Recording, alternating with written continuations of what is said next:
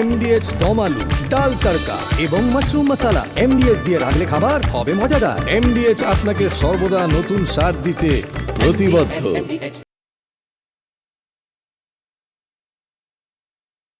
নমস্কার, দেখছি রিপাবলিক বাংলা, সঙ্গে রয়েছে আমি স্বর্ণালী এবং শুরু করছি আজকে রবিবারের সোজাসুজি স্বর্ণালীর মেগা ডিবেট। প্রশ্ন একটাই, শুধুমাত্র শিল্প নিয়ে আলোচনা হবে নাকি আসলে যে বিশাল পরিবর্তন ইতিমধ্যে হয়ে গেছে এবং যে পরিবর্তনের পরে আমরা এই মুহূর্তে খাদের ধারে দাঁড়িয়ে আছি, সেই খাদের ধারে দাঁড়িয়ে থাকা সেই ক্ষতি, বিভিন্ন ক্ষতির খতিয়ান নিয়ে আলোচনা হবে। শুধুমাত্র শিল্পের শপথ আমাদের কি আদেও যে ক্ষতির খতিয়ান আমাদের সামনে রয়েছে তাকে ছাপিয়ে যেতে পারবে? কেন বলছি আজকে খুব গুরুত্বপূর্ণ পরিসংখ্যান তুলে ধরবো যে আসলে পশ্চিমবঙ্গে আমরা কোন জায়গায় দাঁড়িয়ে রয়েছি, অর্থনীতি, শিল্প, শিক্ষা, কোন ভবিষ্যতের সামনে দাঁড়িয়ে আছি। খুব গুরুত্বপূর্ণ মেগা ডিবেটের আলোচনা করবো আজ সোজাসুজি স্বর্ণালীতে। ঘণ্টাখানেকের হট্টমেলা নয়, আমার আপনার রায় নিয়ে খাপ পঞ্চায়েত নয়। সন্ধ্যে 7টা মানেই করা সত্যি কথা যা হজম করতে সময় লাগে। যুদ্ধ হোক বা দুর্নীতি, অপরাধ বা চিটিংবাজি, ঘুরিয়ে নাক দেখাই না আমি, যখন তখন রং বদলাই। আমি স্বর্ণালী, প্রশ্ন করি সোজাসুজি।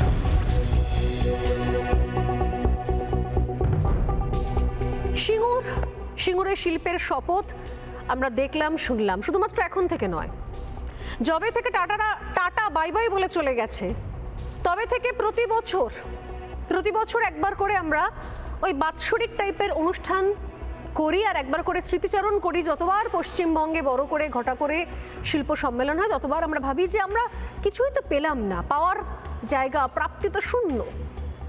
কিন্তু আসলে সেরকমভাবে দেখতে গেলে প্রাপ্তি শূন্য নয়, অন্য অনেক কিছু পেয়ে গিয়েছি। অন্য অনেক জায়গা অনেক রকমভাবে খুব সুন্দর একটা নির্দিষ্ট পরিকল্পনা, প্ল্যান মোতাবেক সে জায়গাগুলো দখল হয়ে গেছে। আপনারা বলবেন কোনটা? আজকে শিল্প নিয়ে কথা হোক, আমি বলবো না। এই রাজ্যে তোষণটাও এই মুহূর্তে একটা শিল্পের পর্যায়ে চলে গেছে।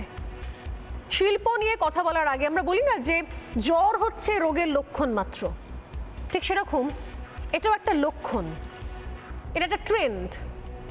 এই রাজ্যে শিল্প হচ্ছে, এই রাজ্যে তোষণ হচ্ছে একটা লক্ষণ, এমন লক্ষণ যে লক্ষণের আড়ালে অন্য অনেক বড় রোগ রয়ে গেছে, সেটাকে ধামাচাপা দেওয়া হচ্ছে।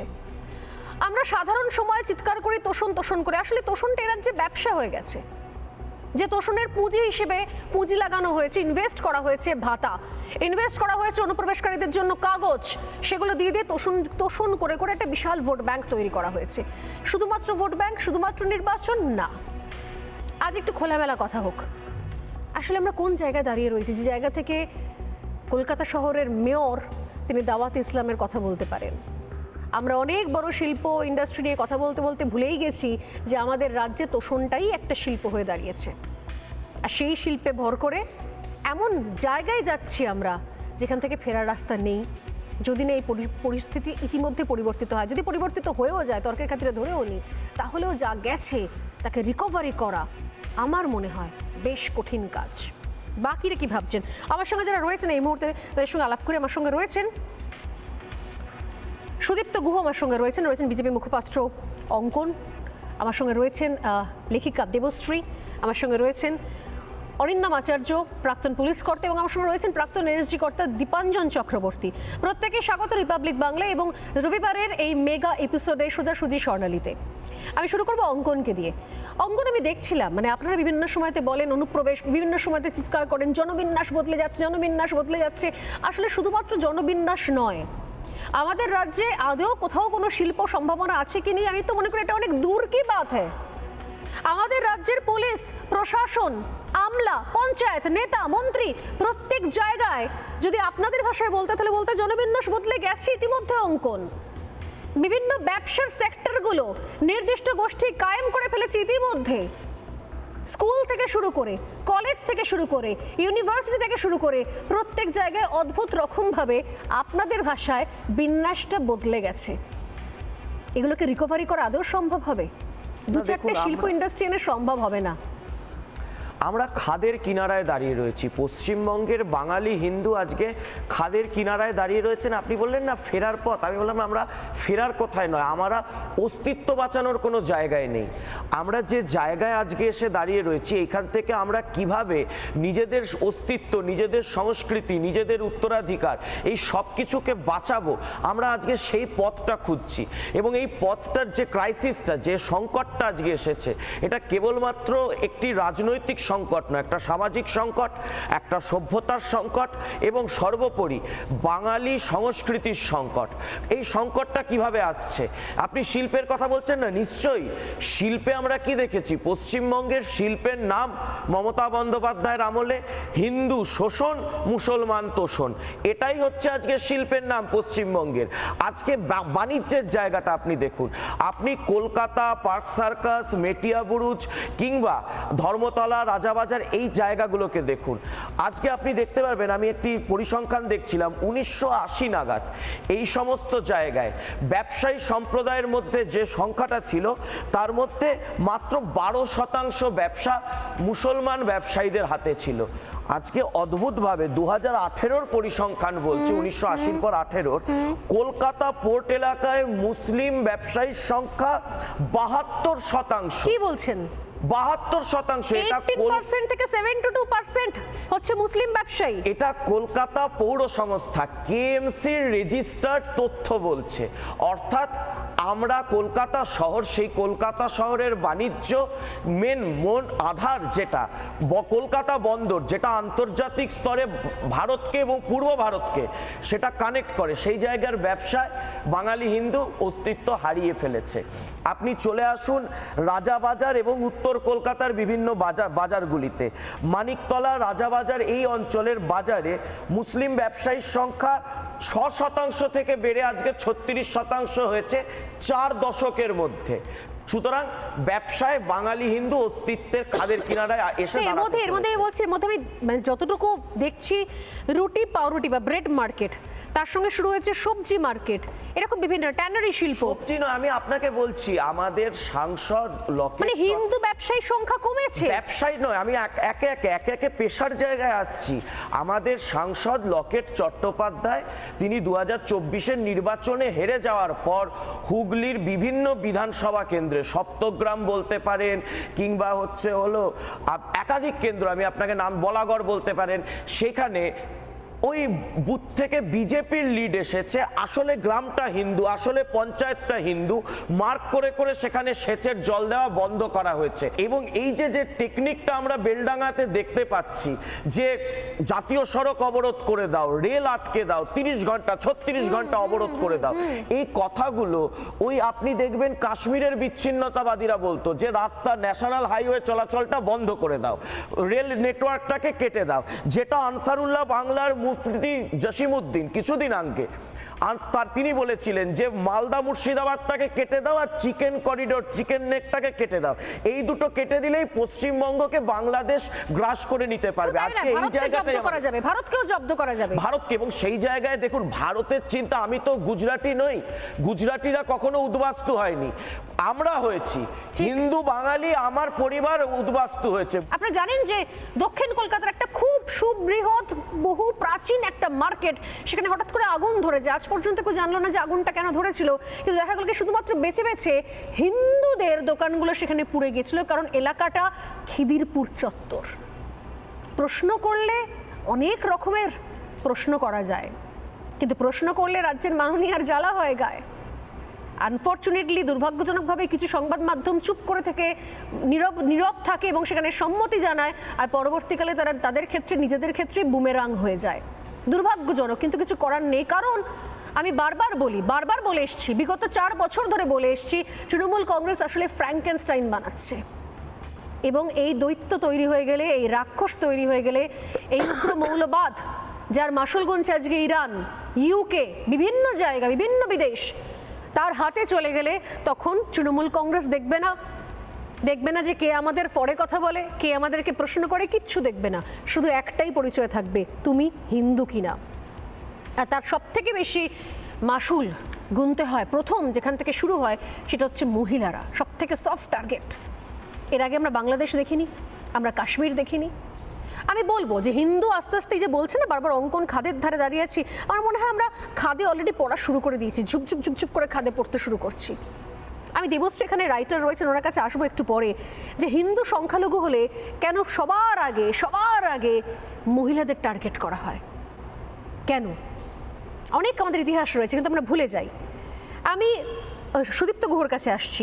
আমরা বলছিলাম যে আজকে আমরা শিল্প নিয়ে কথা বলছি, অনেক ব্যবসা, অনেক পুঁজি, কালো টাকা হোক, অনেক মৌরসি পাট্টা অনেক জায়গা থেকে আমাদের হিন্দুদের হাত থেকে চলে যাচ্ছে।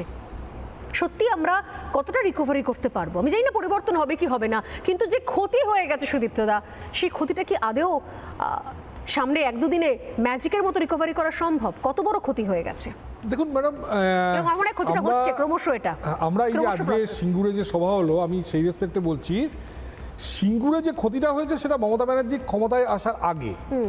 মমতা ব্যানার্জি ক্ষমতায় আসার পরে যে পরিমাণ ক্ষতি হয়েছে সেটা সিঙ্গুরের কম করে 10 গুণ বলছি আমি, কম করে 10 গুণ। এবং আমি যদি লিস্ট দিই আপনি চমকে যাবেন, যেগুলো নিয়ে সাধারণত আলোচনা হয় না।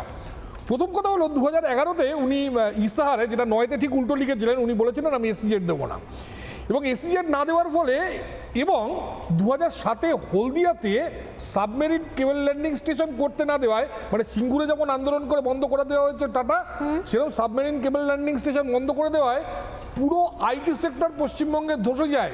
এবং এখানে যে আইটি আসার কথা ছিল আপনার এই পুরো নিউ টাউন এটসেট্রা, এই জায়গাটায় এরা পুরোপুরি মার খেয়ে যায়। আবার নর্থ ইস্ট ইন্ডিয়া, তারা বাংলাদেশের উপর ডিপেন্ডেন্ট হয়ে পড়ে, যার জন্য কয়েকদিন আগে দেখেছেন মানে ব্ল্যাকমেল করেছিল এই সুৎকর ইউনিস। অমৃতসর কলকাতা ইন্ডাস্ট্রিয়াল করিডোর জানেন, 3খানা এর জমি ছিল, পানাগড়, খড়গপুর, মানে যেগুলো রেখে গেছিল আগের জমানা, সেখানে পর্যন্ত একটা জমি হয়নি। এখন দেখবেন ওখানে মানে ছাগল চড়াচ্ছে রাস্তায়। 63টা রেল প্রজেক্ট পশ্চিমবঙ্গে বন্ধ হয়ে আছে। এখানে মেট্রো প্রজেক্ট, যেগুলো মমতা ব্যানার্জি দেখিয়ে 2009-তে পরে ইয়েতে আসছি, যেগুলো দেখিয়ে উনি ক্ষমতায় এসেছিলেন, সবকটা মেট্রো প্রজেক্টের কাজ মমতা ব্যানার্জি ক্ষমতায় এসে জমি না দিয়ে বন্ধ করে দিয়েছেন। আজ প্রায় 15 বছর হয়ে গেল, সেই মেট্রোগুলো একটাও প্রায় শেষ হয়নি, একমাত্র দমদম টু দক্ষিণেশ্বর বাদ দিয়ে, যেটা নাকি একটা ছোট্ট রিচ। এছাড়া dedicated freight corridor, AIIMS Raiganj, তারপর আপনার আমি বলছি এডুকেশন সেক্টর, আপনি নিজেই বললেন এডুকেশন কমপ্লিটলি ফেল। আজকে 9 লাখ ছেলের মধ্যে মাত্র 3 লাখ ছেলে কেন ভর্তি হচ্ছে গ্র্যাজুয়েশনে? তারা জানে গ্র্যাজুয়েশন করে লাভ নেই।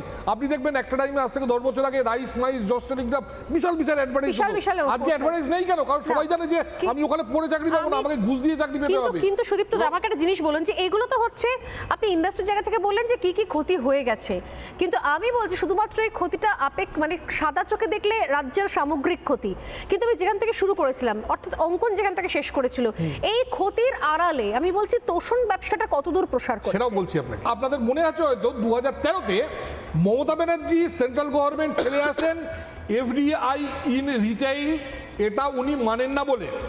তাহলে এই আজ থেকে 6 মাস আগে না 1 বছর আগে উনি সৌরভ গাঙ্গুলির সঙ্গে যখন গেছিলেন স্পেনে, ফেরার পথে উনি ওই কোন একটা আরব কান্ট্রি থেকে লুলু বলে একটা কোম্পানিকে উনি আনার চেষ্টা করেছিলেন, যারা এখানে কোম্পানি খুলবে। লুলুর এখানে কাজ কি? লুলু এখান থেকে দুটো জিনিস নিয়ে যাবে, একটা হলো চামড়া আর একটা হলো মাংস। আপনি বলুন আমাদের প্রেসিডেন্সি বা যাদবপুরে পড়ে এই যে সব নকশালরা তৈরি হচ্ছে, তারা কি এখানে মাংস কাটবে না তারা এখানে চামড়ার ব্যবসা করবে? ঘটনাচক্রে চামড়া এবং মাংস দুটো ইন্ডাস্ট্রি রয়েছে মুসলিমদের জন্য, সংখ্যালঘুদের হাতে। একদম নাম করে এই টাকাটা, এই মূলধনটা পুরোটাই হিন্দুদের, এখানে কোনো পার্সেন্টেজ পুরোটাই যাচ্ছে মুসলমানদের যে সেক্টর তাদের হাতে। ইউকের 7 থেকে 8টা শহরের মেয়র মুসলিম, এবং আজকে ওদের এমন অবস্থা, ওদের যে কমিউনিস্ট গভর্নমেন্ট আজকে আছে লেবার পার্টির, তারা ওদের মেয়েদের উপর অত্যাচার হচ্ছে, ওই গ্রুমিং গ্যাংকে শাস্তি দিতে পারছে না, ওদের এত বড় একটা মুসলিম গ্যাং তৈরি হয়েছে। আমি বলছি এই সমস্যা কিন্তু আগামী দিনে, যদি আগামী 89 দিনে আমরা যদি 88 দিনে আমরা যদি নিজেদের শুধরাতে না পারি, আমাদের ডিসিশন না চেঞ্জ করি, তাহলে কিন্তু ওই গ্রুমিং গ্যাং আমাদের মেয়েদের উপর অত্যাচার করবে। এটা নিয়ে আপনাদের যেন কোনো সন্দেহ না থাকে। ভয়ঙ্কর কিছু পরিসংখ্যান, আমি জানি না যে এই পরিসংখ্যানগুলো যারা শুনছেন শুনতে শুনতে কি ভাবছেন, কিন্তু আমি বলি এই পরিসংখ্যান শুধুমাত্র এই যে আমরা যেখান থেকে শুরু করেছিলাম না, যে ব্যবসা নিরিখে নয়, সর্বত্র। আজকে যখন বেলডাঙ্গা জলে, তখন পুলিশ চুপ করে দাঁড়িয়ে থাকে। পুলিশকে আমরা দেখি লাঠি আছে পুলিশের, কিন্তু সেই লাঠি চার্জ হয় না। জল কামান রয়েছে, সেই জল কামান ফায়ার হয় না। কাঁদানে গ্যাসের সেল আছে, কিন্তু সেই সেলটা ফাটে না। পুলিশ দাঁড়িয়ে ওদেরকে বোঝাচ্ছে, তর্কাতর্কি করছে বিক্ষোভকারীদের সঙ্গে, যারা বাস চালাচ্ছে, বাস ভাঙচুর করছে, ট্রেন লাইনে পাথর রেখে দিচ্ছে, তাদের সঙ্গে পুলিশ নাকি তর্কাতর্কিতে জড়িয়ে রয়েছে। সব ক্ষেত্রে কি একই অবস্থা? আমি জানি না, যে কিছু পরিসংখ্যান বলছে আসলে প্রশাসন থেকে শুরু করে এই সিভিক পুলিশ থেকে শুরু করে সর্বত্র নাকি এই একই ভাষায় বলতে হয়, কিছু বিন্যাস নাকি চেঞ্জ করে দেওয়া হচ্ছে। তাহলে আসলে আইন কানুনটা কার হাতে চলে যাচ্ছে? অনেকেই বলছেন যে আমাদের ইতিহাস থেকে শেখা উচিত। আপনারা জানেন যে 1946 সালে যখন গ্রেট ক্যালকাটা কিলিং হয়, গ্রেট কেন বলে আমি জানি না, কিন্তু সেই ক্যালকাটা কিলিং এর সময়তে কিন্তু অনেক পুলিশ স্টেশনের পুলিশ অফিসারদের চেঞ্জ করে দেওয়া হয়েছিল, কারণ জানা ছিল যে এখানে ভয়ঙ্কর কিছু পরিকল্পনা চলবে বলে।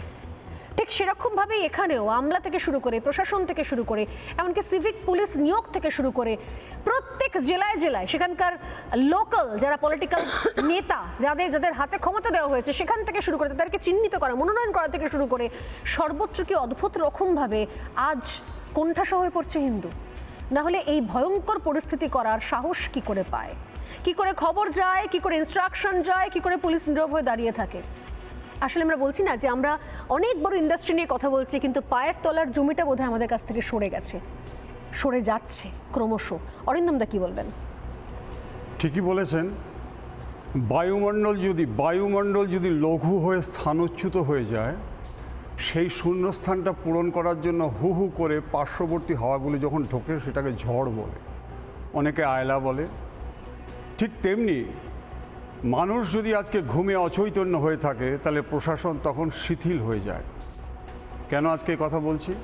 আপনাদের বোধহয় মনে আছে সুলতান মাহমুদ এবং মোহাম্মদ ঘুরি মাত্র 10,000 মুসলিম নিয়ে এসে আমাদের 3 কোটি ভারতবাসীকে পদানত করেছিল। 3 কোটি।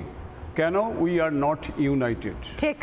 এই যে দুর্গাপুজোটা আমরা করে থাকি, দুর্গাপুজোর যে 10 হাত, তার মানে মাকে ডাকলেই উনি আমাদের আকাশ থেকে নেমে আসবে না। We should be United. ঠিক।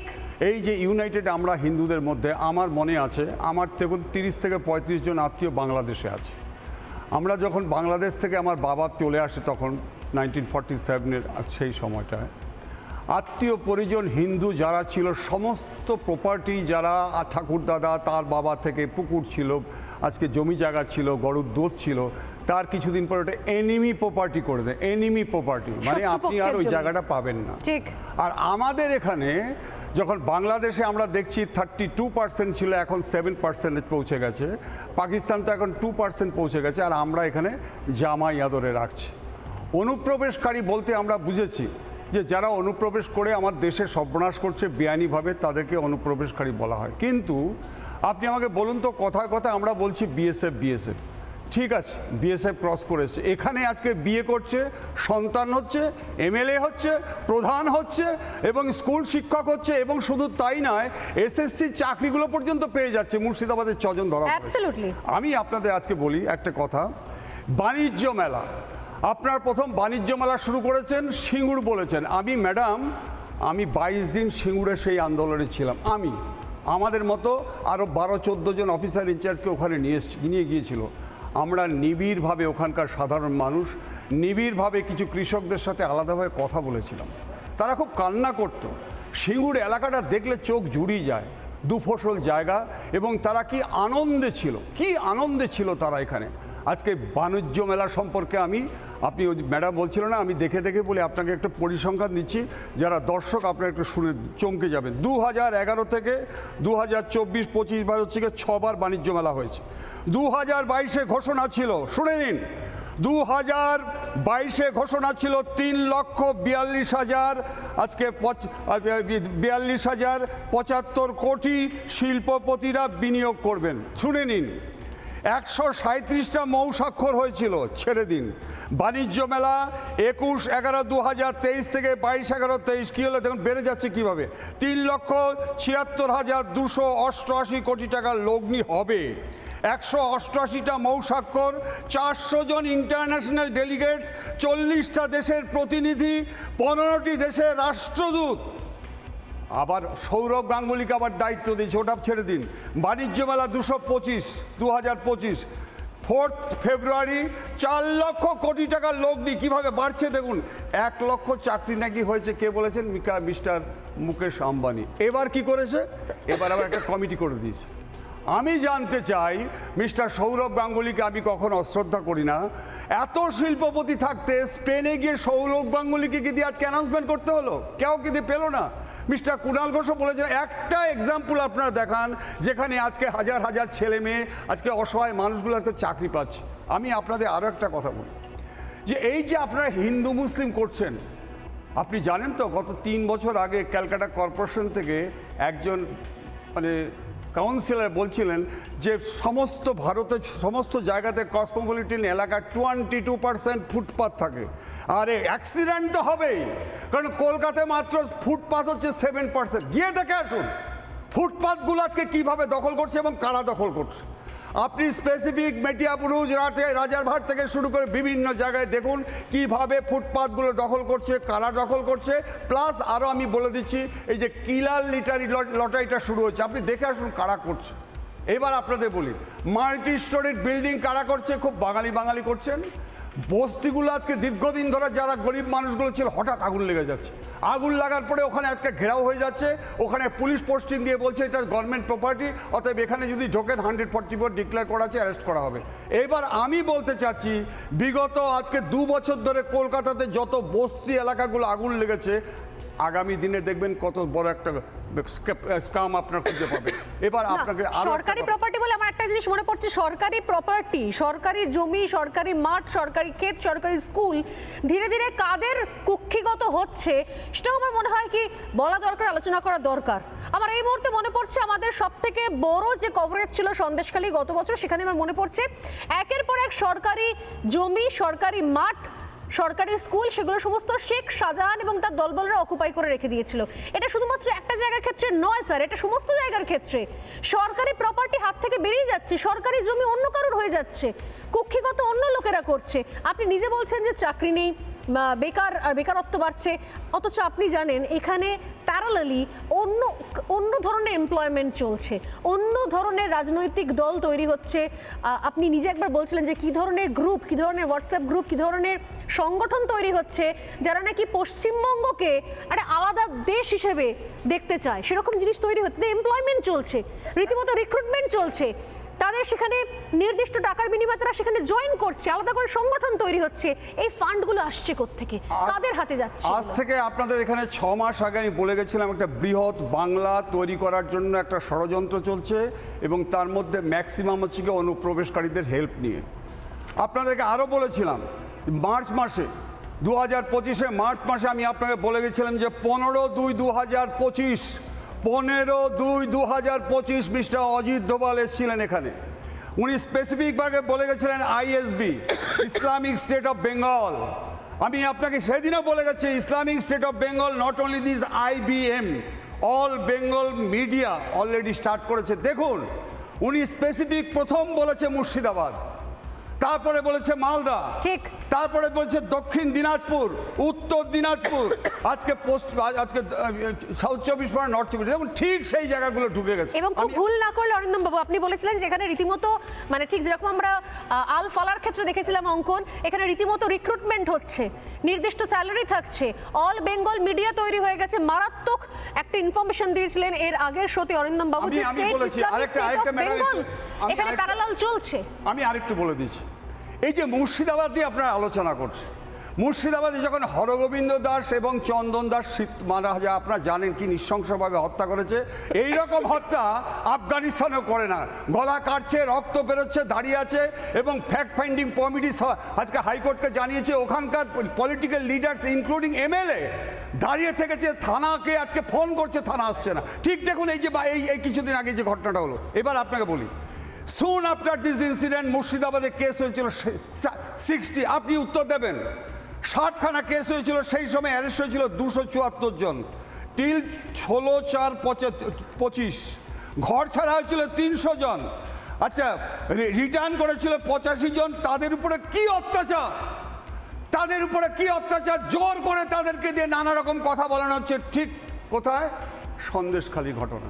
আপনি আমাকে বলুন তো, যে 5/1/2025 যদি আজকে ইডি অফিসাররা ওখানে মার না খেত, সন্দেশখালীতে 2019 থেকে যে নৃশংস হত্যা, আমরা জানতেই নারীর উপর পারতাম না। অত্যাচার, যে কোনো নারীকে আজকে তুলে নিয়ে যাচ্ছে, রাতের পর রাত রেখে দিচ্ছে, আজকে আমরা কি জানতে পারতাম? ওখানে থানা নেই, ওখানে পুলিশ নেই, ডিস্ট্রিক্ট ভাগ করে রেখেছে, অসহায় মায়েদের চিৎকার, শিশুর হাহাকার আমরা দেখিনি। আজকে আপনারা সেইটার পরবর্তীকালে আজকে এই শাহজাহান শেখ। আমি আসছি অরিন্দম বাবু, অ্যাবসলিউটলি তাই। আমরা সত্যি সত্যি ইডি সেদিনকে মার না খেলে, কেন্দ্রীয় তদন্তকারী এজেন্সি মার না খেলে আমরা সন্দেশখালীর খবর জানতাম না। আমি বলছিলাম যে ব্যবসার কথা অঙ্কন শুরু করেছিলেন সুদীপ্ত গুহ, বলছিলেন যে কি কি জিনিস চলে গেছে হাত থেকে, এবং আমরা আলোচনা করছিলাম যে প্রশাসন, শুধুমাত্র প্রশাসন নয়, এবার বিভিন্ন সরকারি অফিসার, আমলা, সর্বত্র কিন্তু এই হাস্যকর হলেও ডেমোগ্রাফি, জনবিন্যাস বদলানোর চেষ্টা চলছে। যেরকম ওবিসি, আপনারা জানেন যে ওবিসির বিভিন্ন ক্যাটাগরিতে কিভাবে এখানে বাড়তি কোটার জায়গাতে ক্রমশ, মানে এতটা জটিল একটা প্রসেস বানিয়ে রেখে দিয়েছে সরকার, যাতে খুব খুব অনায়াসে এখানে সরকারি দপ্তর, সরকারি চাকুরে, অফিসার, আমলা, আধিকারিক, সেখানে পর্যন্ত ডেমোগ্রাফি চেঞ্জ হয়ে যাচ্ছে। যদি এভাবেই চলে, সুদীপ্তদা হাত তুলছিলেন মাঝখানে, যদি এভাবেই চলে সুদীপ্তদা, আমি দীপাঞ্জন চক্রবর্তীর কাছে আসার আগে জাস্ট 30 সেকেন্ডের জন্য আসছি, তাহলে এরপর আমার মনে হয় আজ থেকে 5 বছর বাদে সরকারি কোনো অফিসার, মানে আতশ কাজে খুঁজতে হবে কোনো হিন্দু সরকারি অফিসার পাওয়া যায় কিনা, ভুল বলছি কিনা। আপনি অলরেডি দেখবেন ব্যাংক, পোস্ট অফিস বা রেলে যারা অফিসার র্যাঙ্কে জয়েন করছে তারা আইদার বিহারি বা উড়িয়া বা উত্তরপ্রদেশের লোক, বাঙালি পাওয়া যাচ্ছে না। এখানকার যে কোনো ব্যাংকে দেখবেন ম্যানেজার, পিওটিও এটসেট্রা বাঙালি পাওয়া যায় না। আবার এই যে সরকারি পরীক্ষার যে কম্পিটিটিভ পরীক্ষা, না, রাজ্যের পরীক্ষাগুলোর ক্ষেত্রে না, আমি ওটা থেকেই আসছি যে কেন পাচ্ছে না আমাদের ছেলেরা। রাজ্যে তো এটাকে বললাম রাইস মাইস জর্জ টেলিগ্রাফ, এটা উঠে গেছে, এটা দুর্নীতির জন্য। সেন্ট্রাল গভর্নমেন্টও কেন পাচ্ছে না, সেটা পশ্চিমবঙ্গের কারণে পাচ্ছে না আমাদের ছেলেগুলো। এছাড়া পাটনা, রাঁচি, বেনারস বা কানপুরে আপনি দেখবেন প্রচুর গভর্নমেন্ট সার্ভিসের ইনস্টিটিউট তৈরি হয়েছে, যেটা আপনার কলকাতায় নেই। কেন নেই? অথচ দেখবেন ফুরফুরা চরবের কাছে একটা আছে, মুর্শিদাবাদে আছে, কিন্তু কলকাতায় নেই, 2 24 পরগনায় নেই, হাওড়ায় নেই। কেন নেই? এই কারণটা বুঝতে হবে। এটা হলো ওবিসি এ কোটা। প্রথমত ওবিসিতে 27% সংরক্ষণ হওয়ার কথা 1990-তে পাস হয়েছে, পশ্চিমবঙ্গের সেটা মাত্র 17%। তার মধ্যে এ আর বি দুটো কোটায়, এতে কমপ্লিটলি মুসলমানদের দিয়ে দেওয়া হয়েছে, আর বি এরও ম্যাক্সিমাম মুসলমানদের দেওয়া হয়েছে। এর মধ্যে ওবিসিদের মধ্যে আমাদের হিন্দুদের মধ্যে যারা নাকি মোটামুটি ইন্টেলিজেন্ট কমিউনিটি, তাদের বাদ দিয়ে দেওয়া হয়েছে। তারা কারা? মাহিষ্যব বাদ দেওয়া হয়েছে, বণিকদের একটা বড় সেকশনকে বাদ দেওয়া হয়েছে, তিলিদের বাদ দেওয়া হয়েছে, এবং সদগবদের এবং আরও বেশ কিছু কমিউনিটি তাদের বাদ দিয়ে দেওয়া হয়েছে, যাতে নাকি মুসলমানদের সঙ্গে এরা কম্পিটিশনে না আসতে পারে, মুসলমানরা যাতে সবকটা চাকরি পায়। এর ফলে আপনি দেখবেন বিভিন্ন জায়গায় স্কুল টিচার, বিভিন্ন কর্পোরেশন অফিস ইত্যাদি বিভিন্ন জায়গায় মুসলিমে ভরে গেছে।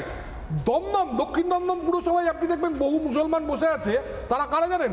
এদের দেখানো হয়েছে যে গঙ্গার ওদিকে, গঙ্গা ভাঙনে এদের জমি চলে গেছে, ওই দেখিয়ে এদের কোটার বাইরে, এই ওবিসি এ কোটার বাইরে এদের সব চাকরি দিয়ে দেওয়া হয়েছে। কি ভয়ঙ্কর! এবং আমি বলছি আগামী দিনে আপনি যেটা বললেন একদম ঠিক, ওই সুরাবর্দির সময় যেটা হয়েছিল, সব গভর্নমেন্ট অফিসার লেভেলে মুসলমান দিয়ে ভরিয়ে দেওয়া হচ্ছে, যাতে হিন্দুরা এই রাজ্য থেকে চলে যায়। আগামী দিনে যখন পিএসসিটা এরা কন্ট্রোল করবে, কোনো হিন্দু এরপর গভর্নমেন্ট সার্ভিস পাবে না।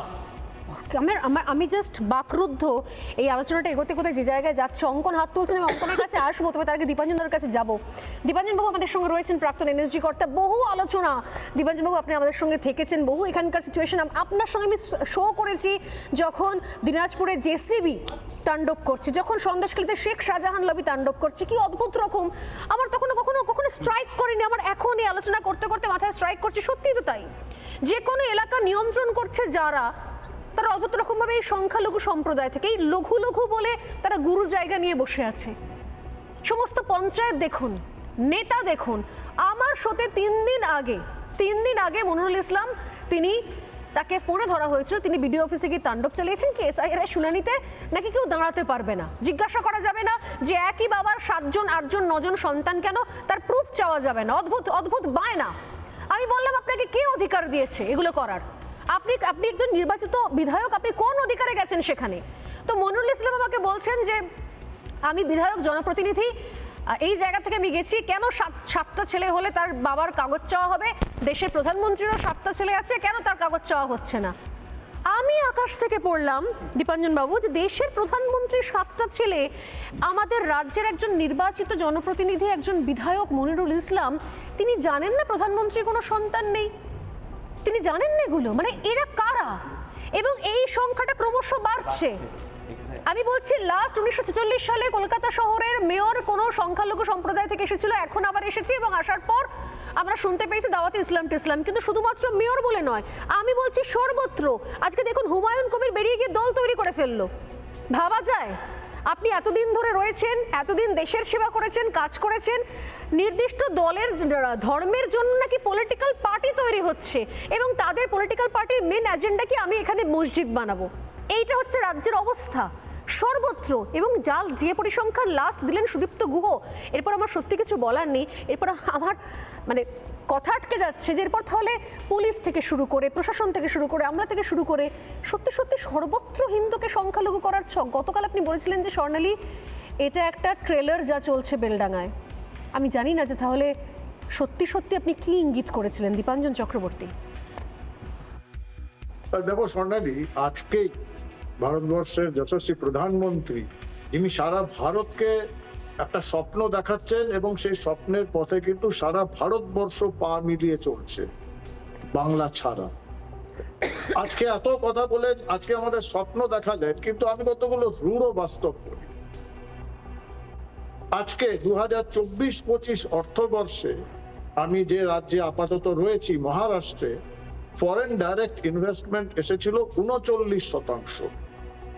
আর যে রাজ্যটাকে আমি আমার মায়ের রাজ্য বলি, আমার বাংলা, তাতে 1%-এরও কম, 0.84%। মহারাষ্ট্রে 39 আর বাংলায় 1%-এর কম। এটা আজকের অর্থনীতিবিদ এটাই বলছে, যে কোনো অর্থনীতিবিদ, যে কোনো রাজ্যে যদি 10%-এর নিচে হয় ফরেন ডাইরেক্ট ইনভেস্টমেন্ট, সেই রাজ্য অর্থনৈতিকভাবে এগিয়ে যাওয়ার কথা ভুলে যান। সেখানকার শিক্ষিত যুবক যুবতীরা তারা কর্মসংস্থান ভুলে যান। দ্বিতীয়, আমি তোমাকে একটা উদাহরণ দিই। আমি এটা একটা ঘটনা, এটা অ্যানেকডোট, আমি নাম বলতে পারবো না নিশ্চিত কারণে। 2009-10 সালে আমি ভারতবর্ষের বৃহত্তম রিয়েল এস্টেট কোম্পানি যারা গুড়গাঁও বানিয়েছে, আমি আশা করবো বুঝতে পারছো, তারা ডানকুনিতে ভারতবর্ষের নয় এশিয়ার বৃহত্তম রেসিডেন্সিয়াল কমপ্লেক্স বানানোর কথা ভেবেছিল এবং তৎকালীন সরকারকে ওরা 250 কোটি টাকা অ্যাডভান্স করেছিল জমি নেওয়ার জন্য। এবং তখন আমি কিন্তু সরকারি চাকরি থেকে রিটায়ারমেন্ট নিয়ে আমি তখন, যেহেতু আমার profession risk assessment and business continuity, ব্যবসা চলবে কিনা, রিস্ক অ্যাসেসমেন্ট, তার ঝুঁকির বিশ্লেষণ এবং ব্যবসার কন্টিনিউটি, ওটা আমি দেখে, ওটা আমার স্পেশালাইজেশন। সেই কোম্পানির আমি আসি এবং আমি ওই তোমার হুগলি জেলাতে, ডানকুনিতে হওয়ার কথা ছিল প্রজেক্ট, আমি হুগলি জেলাতে পঞ্চায়েত, মার্কেট, চায়ের দোকানে আমি 2 মাস কাটাই। এবং তারপর আমি আমার রিপোর্টে আমার কোম্পানির চেয়ারম্যানকে দিই যে এখান থেকেই 250 কোটি টাকা ভুলে যান। পশ্চিমবঙ্গের যা অবস্থা, আগামী 20 বছর এখানে আপনি যা টাকা ইনভেস্ট করবেন জলে যাবে, আপনার কিচ্ছু করতে পারবেন না। এবং তৎকালীন মুখ্যমন্ত্রী, শিল্পমন্ত্রী আমার পেছনে পড়ে যান, রাইটার্সে আমাকে ডেকে পাঠানো হয়, বাংলার সর্বনাশ হয়ে যাবে, এই এত বড় প্রজেক্ট যদি মুখ ঘুরিয়ে নেয়। তখন কিন্তু সিঙ্গুরে ন্যানো নিয়ে চলছে ঝামেলা। আচ্ছা, আমি কিছু করার ছিল না, আমি রিপোর্ট দেই, সেই কোম্পানি হাত তুলে নেয় এবং সেই প্রজেক্ট আজও হলো না, কারণ তখনই আমি বুঝে গেছিলাম বাংলার ভবিষ্যৎ কোন দিকে যাচ্ছে। তৃতীয়, এই যদি আজকে যা মোদিজি আমাদের বললেন, কারণ বাংলা আমি মনে করি সব থেকে বড় দুটো সমস্যা, হিন্দুদের ধর্ম, তার মহিলাদের সম্মান এবং প্রাণ রক্ষার সমস্যা, শিক্ষার সমস্যা, কর্মসংস্থানের সমস্যা।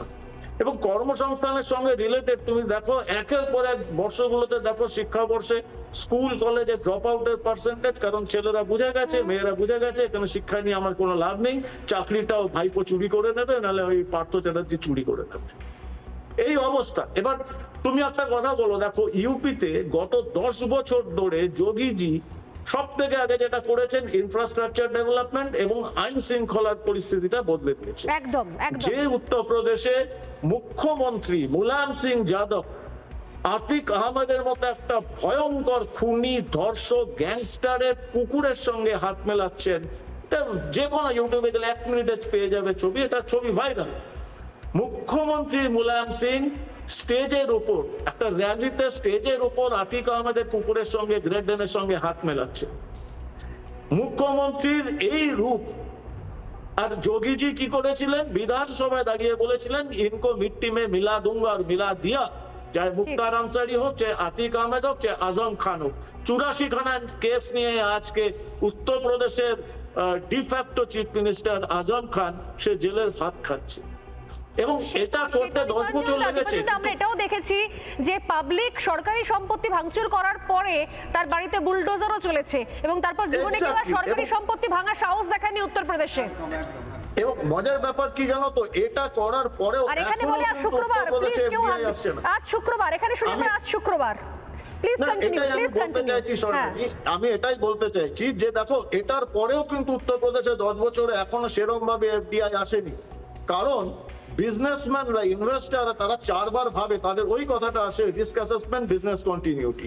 বিহারে নীতিশ কুমার, ওই লালু যাদবের সরকার, ওই পাপ্পু যাদব আর শাহাবুদ্দিনের সরকার থেকে মুক্ত করে যে বিহারকে, জঙ্গলরাজ শেষ হয়েছে, কিন্তু এখনো ইনভেস্টাররা ভয় পায়।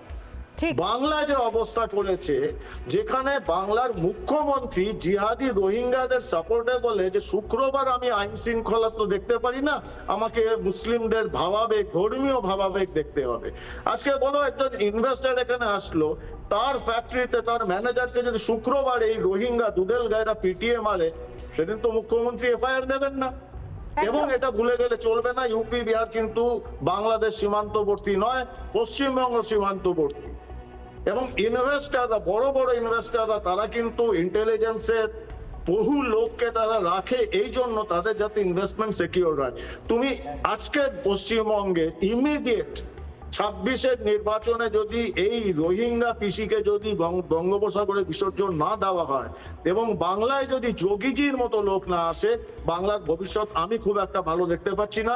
মোদিজি আমাদের যতই স্বপ্ন দেখান, বাংলায় কি যোগীর মতো লোক নেই?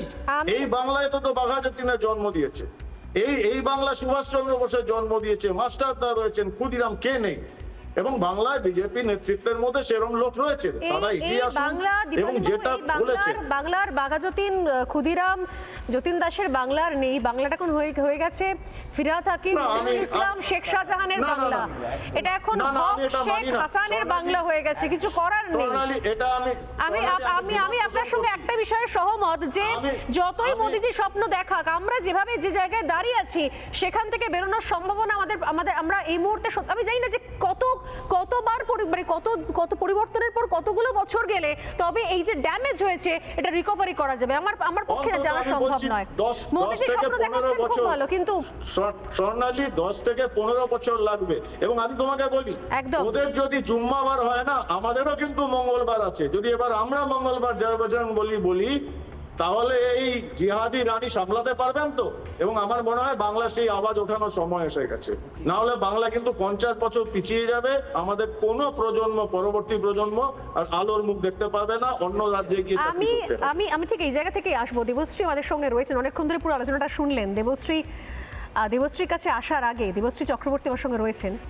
আমি বলি না যে মাঝে মাঝে আমি সবসময় চেষ্টা করি আমাদের রবিবারের এই মেগা শোতে একটু হলেও যেন আয়নাটা দেখানো হয়। আর এই আয়নাটা আমাদের সব থেকে বেশি দেখাতে পারেন তারা যারা ইতিহাস নিয়ে কাজ করেন। কোন জায়গায় আমরা দাঁড়িয়ে আছি সেটা সব থেকে বেশি হয়তো ভালো বলতে পারবেন যারা ইতিহাস নিয়ে কাজ করে আসছেন দীর্ঘদিন ধরে। যে জায়গায়, যে অবশ্যম্ভাবী ভবিষ্যতের দিকে আমরা এগিয়ে যাচ্ছি, আমাদেরকে ধাক্কা মেরে জোর করে এগিয়ে দেওয়া হচ্ছে। দীপাঞ্জনবাবু বললেন যে আমাদেরও মঙ্গলবার আছে, আমাদেরও সোমবার আছে, মুখ্যমন্ত্রী বলছিলেন, কিন্তু আজ পর্যন্ত কোনো সোমবার, কোনো মঙ্গলবারে কখনো কেউ আজ সোমবার বলে আমি ভোলে পেবার বাঁক নিয়ে যাচ্ছি বলে রাস্তায় যেতে যেতে 4-5টা বাস জ্বালিয়ে দিলাম, ট্রেন লাইন জ্বালিয়ে দিলাম, এরকম হয়নি আজ পর্যন্ত। মুখ্যমন্ত্রী ভুল কম্পারিজন করছেন, ইচ্ছে করে ভুল তুলনা করছেন। আজ মঙ্গলবার বলে কয়েকটা জায়গাতে পাথর পড়ে গেল, এরকম হয়নি কখনো। কেউ দীপাঞ্জনবাবু যেটা বললেন সেটাও সিগনিফিকেন্ট। উনি বলছেন, ওনার কথা কোট ধরেই বলি যে যদি অন্য কারোর শুক্রবার হয় আমাদেরও মঙ্গলবার আছে, কিন্তু সেই ধক কি বাঙালির রয়েছে, হিন্দু বাঙালি, সেই সাহস কি আছে, না সে শিক্ষা আছে? আর যদি সেই সাহস, শিক্ষা কোনোটাই না থাকে, তাহলে তার পরিণাম কি হবে তা ইতিহাস আমাদের দেখিয়েছে। আমি দেবশ্রীর কাছে আসবো এই জায়গা থেকে। দেবশ্রী, সত্যি সত্যি এত আলোচনা শেষ, একদম আলোচনার শেষ বক্তা আপনি।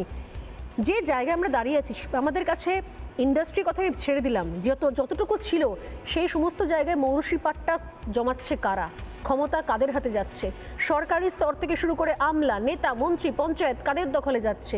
এরপর এখানে অন্য কোনো শাসন শুরু হবে কিনা আমি জানি না, কিন্তু তার সব থেকে বেশি মাসুল কারা গুনবেন? সময় তিনটে চিত্রপট সমান্তরালভাবে যেন আমার সামনে দিয়ে বয়ে চলেছে এবং আমি দেখতে পাচ্ছি। একটা হচ্ছে 1946 ডাইরেক্ট অ্যাকশন ডে নোয়াখালী, আরেকটা হচ্ছে 1990 কাশ্মীরি পণ্ডিত এক্সোডাস। আমি বাংলা সাহিত্যের প্রথম উপন্যাস মানে হিন্দু সংখ্যালঘু হয়ে গেলে কি হয় তার কথা বলছেন। আরেকটা হচ্ছে বর্তমান সময়, এবং একটি জাতিকে যদি শেষ করে দিতে চাওয়া হয় তাহলে ফার্স্ট হচ্ছে গর্ভ দখল করতে হবে। এটা ইতিহাস আমাদের দেখিয়েছে, যুগ যুগান্ত ধরে একটি জাতিকে যখন শেষ করা চক্রান্ত হয় ফার্স্ট হচ্ছে গর্ভ দখল, নারীর গর্ভকে দখল করা। সেখানে নারী কিসের প্রতীক? জমির প্রতীক, ধরিত্রীর প্রতীক। সেখানে বীজ বপন করো এবং নিজেদের প্রতিনিধিকে তৈরি করো। নারী এবং শিশু কিসের প্রতীক? ভবিষ্যৎ প্রজন্মের প্রতীক, তাদেরকে শেষ করে দেওয়া হয়। এবং 1946 সালে আমি নিজে একটি রিফিউজি পরিবারের মেয়ে। আমার ঠাকুরদাদা তার 2 বোনকে নিয়ে পালিয়ে এসেছিলেন কুমিল্লার ব্রাহ্মণবেড়িয়া থেকে। তিতাস নদীর ধারে ব্রাহ্মণবেড়িয়া শহরে আমাদের বাড়ি ছিল। সেখান থেকে আমার ঠাকুরদাদা তার 2 বোনকে নিয়ে পালিয়ে আসতে বাধ্য হয়েছিলেন। উনি তখন ব্রিটিশ আর্মিতে চাকরি করতেন। এবং কি বলা হয়েছিল, তাদের 2 বোনকে তুলে নিয়ে যাওয়া হবে এবং ধর্মান্তরিত করে, যেগুলো আমরা 46-এ দেখেছি সেম, কিন্তু আমার ঠাকুরদাদা সেটা হতে দেননি, নিয়ে এসেছিলেন। আমি রিফিউজি পরিবারের মেয়ে। এবং আমরা 46-এ যেটা দেখেছি, যেভাবে নারীদের ওপরে অত্যাচার চলেছিল নোয়াখালীতে, এবং এই যে বলছে না উঠোনের মধ্যে গলা কাটা দৃশ্যটা, উনি বলছিলেন তো একটু আগে, আমার অক্ষয় চক্রবর্তীর কথা মনে পড়ছে নোয়াখালীতে, যাকে তিনি কনভার্টেড হয়েছিলেন। এবার নিজের তো কিছু স্বভাব চেঞ্জ করা যায় না। ভাইপোকে চিঠি লিখেছিলেন এবং তার উপরে লিখেছিলেন শ্রী শ্রী দুর্গা সহায়, এবং বাস তারপরে যেটা হয়, তাকে পুকুর ধারে নিয়ে গিয়ে তাকে জাস্ট কাটা হয়েছিল, গলা কাটা হয়েছিল, সেই ঘটনা। তো এরকম ঘটনা তো ঘটতে, এবং এবার যে চেঞ্জ যেটা বলছে, যেটা প্রশাসন থেকে সব দিক থেকে, আমি যেটা বলতে চাই, আমি এখানে বলছি যে যদি সত্যি সত্যি প্রশাসন যদি হাতের বাইরে চলে যায় তাহলে হিন্দুদের বিচার করবে কে? মানে কে বিচার দেবে? 1946 যদি সরকারি স্তর, আমলা, সরকারি অফিসার, সাধারণ সরকারি দপ্তর সেটা যদি হাত থেকে বেরিয়ে যায় তাহলে কে সুবিধা দেবে? তাহলে তো সব দিক থেকে গলা টিপে ধরা হবে, জোর জবরদস্তি। এবং কিছুক্ষণ আগে বলছিলেন অরিন্দম বাবু যে ইসলামিক স্টেট অফ বেঙ্গলের কথা তিনি বলছেন, উনি বলার পর আমি নিজে একটু রিসার্চ করা শুরু করি। আমি সেখানে দেখি যে শুধুমাত্র কনভার্ট করা, এগুলোর জন্য আলাদা মডিউল চলে সেখানে, এবং তার জন্য রীতিমতো বাজেট অ্যালট করা হয়, তার জন্য রেট ফিক্স করা হয়। প্লিজ বলুন, আপনি কন্টিনিউ করুন প্লিজ। 1946 সালেও তো এটাই হয়েছিল। ডাইরেক্ট অ্যাকশন ডের আগে যেভাবে প্রশাসনকে চেঞ্জ করা হয়েছিল, পুলিশের আধিকারিক সে সময় কারা ছিলেন, কারা সে সময় প্রশাসনে ছিলেন, সেগুলো আমরা ইতিহাস পড়লেই বুঝতে পারি। সেম জিনিসই তো আমরা দেখতে পাচ্ছি। তো এইভাবেই একটা সমাজের শিক্ষিত সম্প্রদায় যখন চোখ নাক মুখ বন্ধ করে বসে পড়ে, এবং তখনই কিন্তু সমাজ শেষের পথে। এবং আমরা যেটা করছি, আমরা সব দেখতে পাচ্ছি, এবং আমরা যারা সমাজে শিক্ষিত মানুষ সব কিছু বুঝতে পারছি, কিন্তু আমরা যেটা করছি সেটা হচ্ছে গান্ধীজি 3টে বাদুড়ের মতো সবকিছু ঢেকে বসে আছি। কিন্তু আমরা কি বর্তমানটাও দেখছি না? ভয় না, আমরা আজকে বলছি আপনি বলছেন, আপনি ইতিহাস দেখালেন বাংলাদেশ এবং কাশ্মীরে কি ভয়ঙ্কর পরিণতি হয়েছিল হিন্দু পণ্ডিত মহিলাদের সঙ্গে। সবার আগে একদম ঠিক, কাঠচেরাই মেশিনে কাটা হয়েছিল একজনকে, তার বর্ণনা লালচিনার পাতে আমি লিখেছিলাম। এবং ভয়ঙ্কর অত্যাচার, যেটা ভাবা যায় না। এবং সেসবের জন্য হয়তো আমাদের মনে হয় কি, মেয়েদের অনেক মানসিকভাবে প্রস্তুতির দরকার। আমাদের চারপাশে বহু শত্রু আছে, চোখ কান খুলে জাস্ট তাদের মধ্যে থেকে আমাদের বেরোতে হবে। এটা হচ্ছে আমার কথা, চোখ কান। এবং যারা হচ্ছে নতুন জেনারেশন, যেসব মেয়েরা লাভ জিহাদের শিকার হচ্ছে, তাদেরকে কিন্তু আমাদের শেখাতে হবে কোন কোন জায়গাগুলো কিভাবে প্রোটেকশন নিতে হবে, কিভাবে সেগুলো থেকে বেরোতে হবে। বহু মেয়ে এখন কিন্তু এরকমভাবে ট্র্যাপের মধ্যে পড়ছে। আমি বলছি বর্তমানে কি আমরা দেখছি, আমি অঙ্কন হাত তুলছি, অঙ্কনের কাছে আসছি, আমরা তো দেখছি একটা দেশ যেখানে পার্সিদের দেশ ছিল, সেই দেশটা রাতারাতি চেঞ্জ হয়ে গেল, যে একটু করে চেঞ্জ হয়ে গেল। আজকে তারা বলছেন তারা বোরখা পরবেন না, তারা এই সমস্ত নিয়ম কানুন মানবেন না। আজকে ইরান দেখছি আমরা, কিন্তু এতদিন বাদে আমরা কি অপেক্ষা করে থাকবো যে কবে আবার ইরানের মতো পুরোপুরি সবকিছু হাত থেকে বেরিয়ে যাবে, তারপর আমরা জাগবো? ততদিন পর্যন্ত আমরা প্যালেস্তাইন নিয়ে মিছিল করব, কিউবা নিয়ে মিছিল করব। আমার হাসি পাচ্ছে, কিন্তু দুর্ভাগ্যজনকভাবে এগুলো নিয়ে কেউ কথা বলে না। এগুলো নিয়ে কথা বলা দরকার।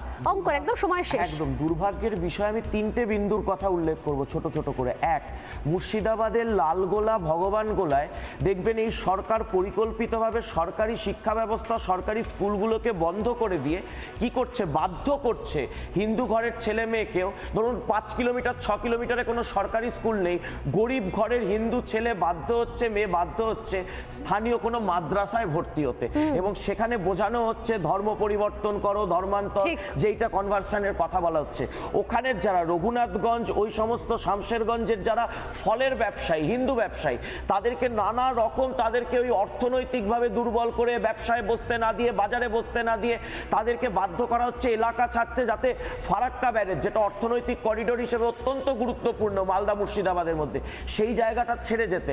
আপনি দেখুন ফিরাদ ববি হাকিম, কলকাতার মেয়র আপনি উল্লেখ করছিলেন, তার আমলে প্রায় 80টা উর্দু একাডেমি খুলেছে কলকাতার বুকে, আর প্রায় 200টা পৌর স্কুল, পৌর সংস্থার কেএমসির আন্ডারে থাকা স্কুল বন্ধ হয়ে গেছে। অর্থাৎ কি, উর্দু শিক্ষার প্রতি, ইসলামিক শিক্ষার প্রতি ছাত্রছাত্রীদেরকে একদম সুপরিকল্পিতভাবে ঠেলে দেওয়া হচ্ছে। মানে আমাদের এখানে কলকাতার হিন্দু হেয়ারের মতো স্কুল বন্ধ হয়ে গেছে, একদম হিন্দু হেয়ারের মতো স্কুল বন্ধ হয়ে যাচ্ছে, অন্যদিকে অন্য কলকাতা শহরে খুলছে উর্দু ভাষা। শহরে উর্দু একাডেমি 80টার উপর খুলেছে, আর আমি সরকারি জাস্ট স্কুল 290টা একটা বিষয় অ্যাড করব, উর্দু একাডেমি খুব বড় করে প্রোগ্রাম করে উর্দু ভাষায়। একদম। হ্যাঁ, এবং সেখানে আমি দেখছিলাম একটা জিনিস, জাস্ট ছোটদের কিছু প্রোগ্রাম বা প্রতিযোগিতা চলছিল, সেখানে যারা পার্টিসিপেট করেছেন তাদের প্রত্যেককে 2000 টাকা করে দেওয়া হচ্ছে। একদম।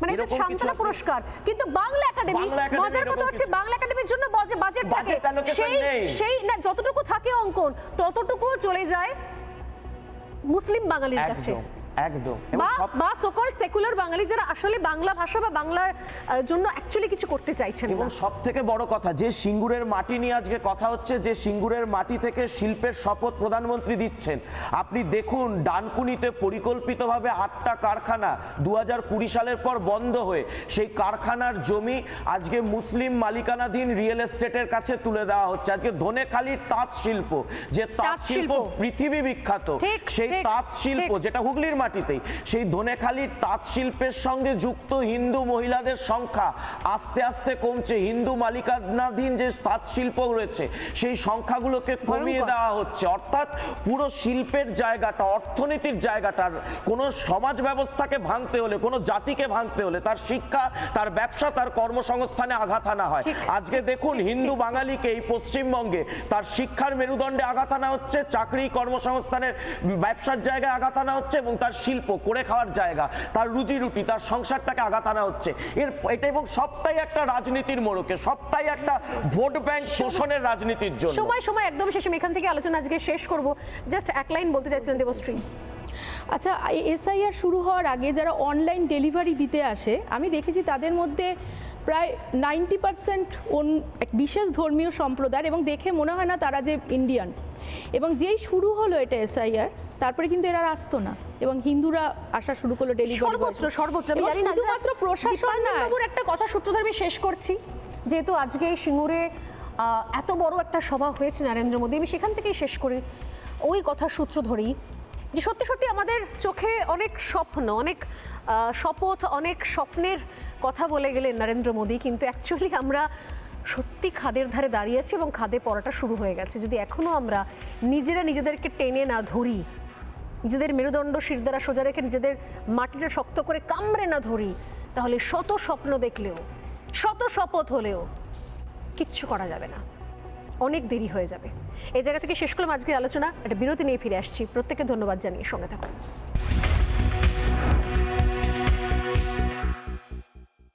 চায়ের আসল স্বাদ শুধু MDHT+ থেকেই আসবে। মাথায় দেখো লবঙ্গ এলাচ দিয়ে ভরপুর MDH T+ মশলা। MDH